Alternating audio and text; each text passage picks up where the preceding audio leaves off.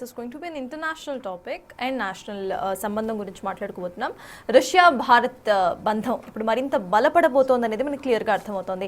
చాలా రోజుల తర్వాత రష్యా అధ్యక్షుడు పుతిన్ ఇండియాకు రాబోతున్నారు. 2 రోజులు భారత్లోనే ఉండబోతున్నారు పుతిన్. ఇరు దేశాలు కూడా వ్యూహాత్మక సంబంధాలపై చర్చించుకోబోతున్నట్టుగా అర్థమవుతోంది. ఈ క్రమంలో అమెరికా తీవ్రంగా వ్యతిరేకిస్తూ చమురు కొనుగోళ్లపై భారత్ అసలు ఏ నిర్ణయం తీసుకుంటోంది? ట్రంప్ సూచనను పాటిస్తూ చమురు కొనుగోళ్లను ఆపేస్తుందా భారత్? లేక అగ్రరాజ్యాన్ని లెక్క చేయకుండా ఫ్రెండ్షిప్పే కావాలి అంటూ చమురు కొనుగోళ్లను మరింత పెంచబోతుందా? ఈ ద్వైపాక్షిక మీటింగ్లో అసలు ఎలాంటి రక్షణ ఒప్పందాలు జరగబోతున్నాయి? మరిన్ని S-400 రక్షణ వ్యవస్థలను సైతం ఇటు భారత్కు వచ్చే అవకాశం కనిపిస్తోంది. అది నిజమేనా? ఇరు దేశాల మధ్య అంతరిక్ష అణుశక్తి సహకారంపై ఎలాంటి నిర్ణయాలు తీసుకోబోతున్నారు? ఇక భారత్ నుంచి రష్యా అసలు ఏ ఉత్పత్తులను దిగుమతి చేసుకునేందుకు కొత్త డీల్స్ కుదుర్చుకునే ఛాన్స్ ఉంది. ఇక లిక్విడిఫై నేచురల్ గ్యాస్ అమ్మకాలను సైతం భారత్లో పెంచేందుకు పుతిన్ ప్రయత్నం అసలు ఎలా ఉండబోతోంది? పుతిన్ భారత్ పర్యటనపై ట్రంప్ మొత్తానికి ఎలా స్పందిస్తారు?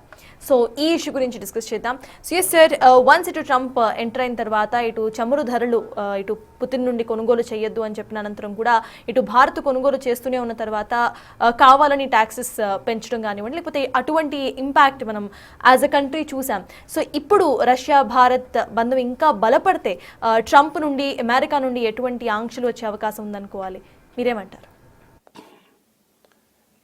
అంటే ఇది చాలా డెలికేట్ బ్యాలెన్స్. ఇప్పుడు ఒకవైపు ఏమో అమెరికా అవసరం, మరోవైపు రష్యా అవసరం. ఎందుకంటే ఇండియన్ ఎక్స్పోర్ట్స్లో 18% అమెరికాకు వెళ్తాయి, 18%. మనకు అమెరికాతో ట్రేడ్ సర్ప్లస్ ఉంది.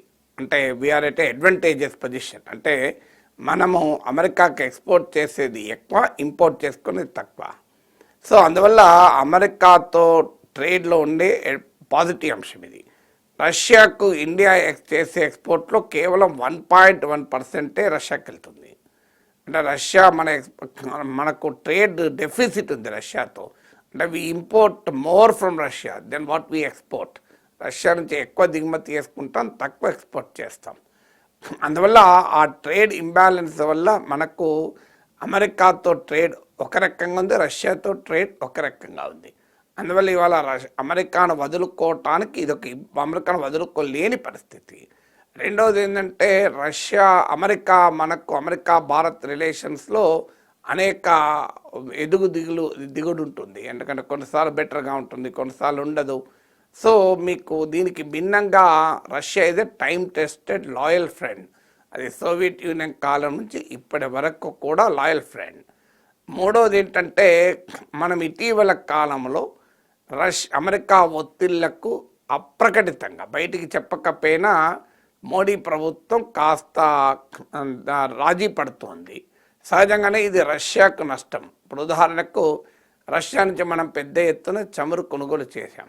ఒక దశలో 40% అబోవ్ కూడా మనం రష్యా నుంచే కొన్నాం. ఉక్రెయిన్ వార్ మొదలయ్యేటప్పుడు ఇది 1% మాత్రమే.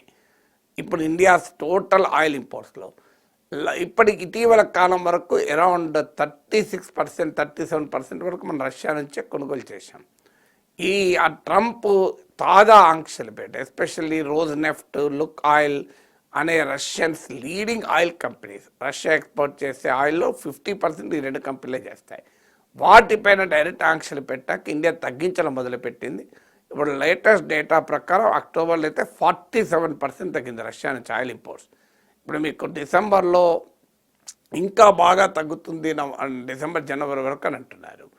సో దీనికి వెనకాల ట్రంప్ ఒత్తిడి క్లియర్గా కనబడుతుంది, పైకి ప్రభుత్వం చెప్పకపోయినా కూడా. దానికి తోడు అమెరికా నుంచి కూడా LPG కొనాలి, లిక్విఫైడ్ పెట్రోలియం గ్యాస్ కొనటానికి ఇండియా అగ్రీ అయింది. ఒకప్పుడు మన టోటల్ LPG ఇంపోర్ట్స్లో అమెరికా నుంచి 1%, ఇప్పుడు అది 10% తీసుకెళ్ళిపోతున్నారు. సో అందువల్ల అలాగే డిఫెన్స్లో కూడా మీకు ఇటీవల కాలం వరకు కూడా 65 to 75% of defence import Russia నుంచే. కానీ ఇప్పుడు తగ్గించుకుంటూ ఎలా 36%కి వచ్చింది. అమెరికా నుంచి 10% అయింది. తాజాగా మరింతగా అమెరికా నుంచి డిఫెన్స్ ఇంపోర్ట్స్ పెంచుకోవాలి అని భారత్ నిర్ణయించింది. అందువల్ల మోడీ ప్రభుత్వం ట్రంప్ ఒత్తిళ్లకు తలవంచడం మొదలైంది, రాజీ పడడం మొదలైంది. అది సహజంగానే రష్యన్ ఇంట్రెస్ట్లకు నష్టం కనుక రష్యా వాటిని రైజ్ చేసే అటువంటి అవకాశం కూడా ఉంది. ఎందుకంటే మనం ఆయిల్ ఎనర్జీ కొనకపోయినా, డిఫెన్స్ కొనకపోయినా అదే రష్యా ఇంట్రెస్ట్ని దెబ్బతీస్తుంది. అదే సమయంలో రష్యా పైన మనం ఆధారపడక తప్పని పరిస్థితి కొన్నిటికి ఉంది. ఇప్పుడు ఉదాహరణకు కీలకమైన S-400 మిసైల్ డిఫెన్స్ షీల్డ్ ఉంది. మనకి ఇటీవల ఆపరేషన్ సింధూర్ టైంలో కూడా చాలా సమర్థవంతంగా దేశాన్ని కాపాడింది. సో దాన్ని మనము ఇప్పటికీ 5 సిస్టమ్స్ ఆర్డర్ ఇచ్చాము. మనకి సప్లై అయింది 2. ఎందుకంటే ఉక్రెయిన్ వార్ రావడంతో రష్యన్ మిలిటరీ ఇండస్ట్రీ మొత్తం ఆ ఉక్రెయిన్ వార్కి కావాల్సిన రష్యన్ ఆర్మీకి కావాల్సిన ఆర్మ్స్ సప్లైలో ఉండిపోయింది. అందువల్ల రష్యన్ డిఫెన్స్ సప్లైస్ ఇండియాకు ఎఫెక్ట్ అవుతున్నాయి. ఇప్పుడు ఈ నెక్స్ట్ ఫైనాన్షియల్ ఇయర్లో ఆ మిగతా 3 కూడా సప్లై చేస్తారని అంటున్నారు. అలాగే సుకోయ్ అప్గ్రేడేషన్ ఉంది రష్యా నుంచి. ఈ 2 కూడా మనకు ఉదాహరణ కీలకం. అటు S-400 మిసైల్ డిఫెన్స్ షీల్డ్ కానీ, ఇటు సుకోయ్ అప్గ్రేడేషన్ కానీ. అంటే రష్యా పైన ఇలాంటి కీలకమైన డిఫెన్స్ సప్లైస్కు ఇండియా ఆధారపడక తప్పదు. ఎందుకంటే దశాబ్దాలుగా మనం రష్యా పైన ఆధారపడి ఉన్నాం కనుక మెయింటెనెన్స్, ఆపరేషను, స్పేర్ పార్ట్స్ ఇలా అనేక వాటికి రష్యా పైన మనం ఆధారపడక తప్పదు. రష్యాతో డిఫెన్స్ కోఆపరేషన్లో ఉండేది ఏంటంటే టెక్నాలజీ ట్రాన్స్ఫర్ ఉంటుంది, జాయింట్ ప్రొడక్షన్ ఉంటుంది. ఇప్పుడు ఉదాహరణకు సుకోయ్ మన రష్యా నుంచి కొన్నాక మనమే ఇప్పుడు తయారు చేసుకోగలుగుతున్నాం. అలాగే మీకు రష్యా, ఇండియా కలిపి బ్రహ్మోస్ మిసైల్స్ను జాయింట్గా ప్రొడ్యూస్ చేయడమే కాకుండా మనం ఎక్స్పోర్ట్ కూడా చేస్తున్నాం. ఇప్పుడు ఫిలిప్పీన్స్కి ఆల్రెడీ ఎక్స్పోర్ట్ చేస్తున్నాం, తాజాగా ఇండోనేషియాకి కూడా ఎక్స్పోర్ట్ చేస్తున్నాం. ఈ ఎక్స్పోర్ట్ రిక్వైర్మెంట్ మీట్ చేయడానికి లక్నోలో కొత్త ఫ్యాక్టరీ కూడా మనం పెట్టాం బ్రహ్మోస్. సో అందువల్ల ఇటీవల ఆపరేషన్ సింధూర్లో బ్రహ్మోస్ విజయం తర్వాత బ్రహ్మోస్కు గ్లోబల్గా డిమాండ్ కూడా పెరిగింది. సో ఆ అడ్వాంటేజ్ని ఇండియా కెనాట్ ఫోర్గో. కానీ ట్రంప్ నుంచి ఒత్తిడి ఉంది, అమెరికా నుంచి ఆయుధాలు కొనడం పెరిగింది. సో అందువల్ల ఈ రెండింటి మధ్య మనం బ్యాలెన్స్ చేయాలి. అటు అమెరికన్తో సంబంధాలు, ఇటు రష్యాతో సంబంధాల మధ్య ఒక వెరీ డెలికేట్ బ్యాలెన్స్ చేయడం అనేది ఒక పెద్ద ఛాలెంజింగ్ టాస్క్ డిప్లొమసీకి. అందువల్ల పుటిన్ ప్రెసిడెంట్గా రష్యాలో పర్యటించడం ద్వారా సహజంగానే మీరు అన్న ట్రంప్ కాస్త కంటగింపుగానే ఉంటుంది.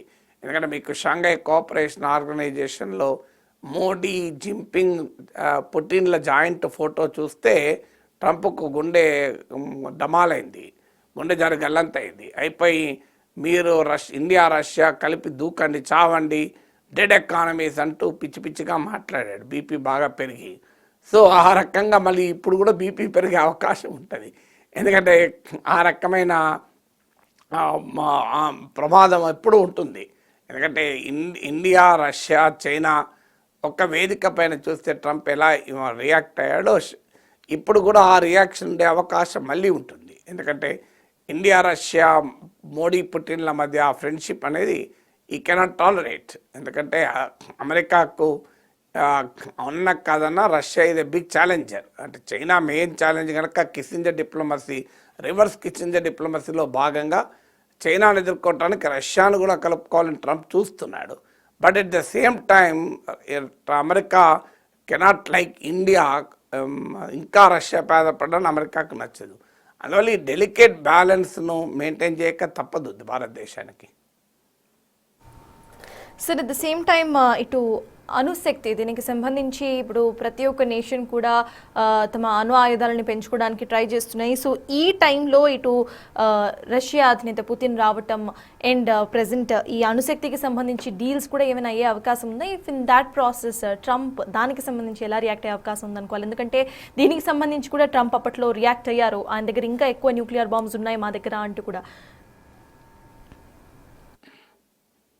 అంటే అణ్వాయుధాలు వేరు, అణుశక్తి వేరు. మీకు రెండింటి మీద కన్ఫ్యూజ్ కావద్దు. అణ్వాయుధాలు వేరు, అణుశక్తి అంటే న్యూక్లియర్ పవర్ అవుతుంది, న్యూక్లియర్ ఎనర్జీ.